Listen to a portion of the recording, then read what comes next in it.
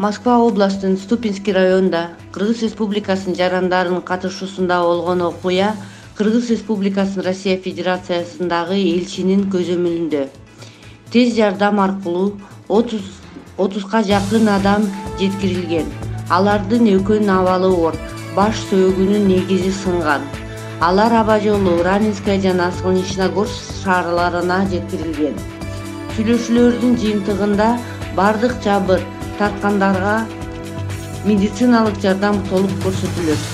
Максим медиа каналы. Маанилүү маалыматтар биздин каналда. Каналга катталып, коңгуроочону басып ар бир чыгарылган материалды көрүп туруңуз жана маалыматты бөлүшкөндү унутпаңыз.